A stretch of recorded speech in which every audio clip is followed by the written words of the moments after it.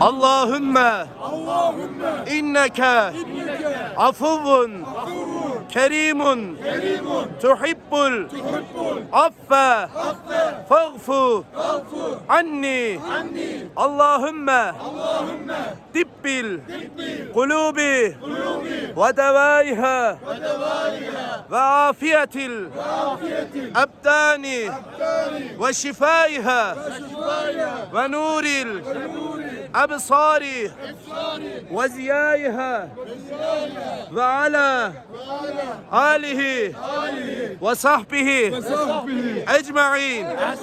Allahümme Rabbi şrahli sadri ve yessirli emri vehlul uqdeten min lisani yefkahu kavli.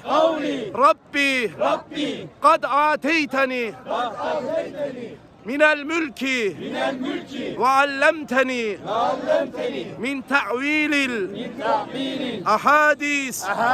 Rabbi zidni ilmen ve fehmen ve elhiqni bis salihin.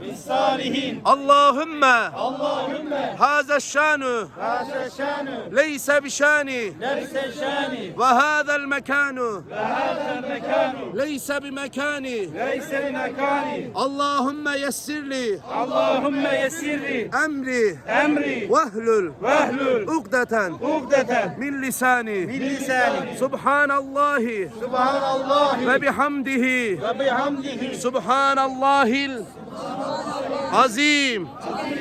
Hasbinallah ni'mel vekil ni'mel mevla ve ni'men nasir. غفرانك ربنا وإليك المسير لا حول ولا قوة إلا بالله العلي العظيم. لا إله إلا الله محمد رسول الله.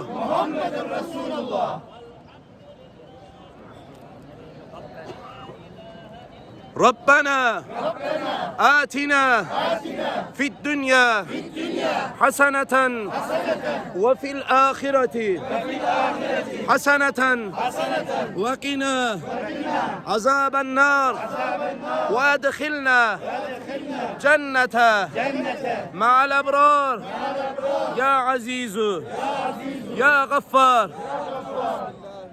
بسم الله والله أكبر.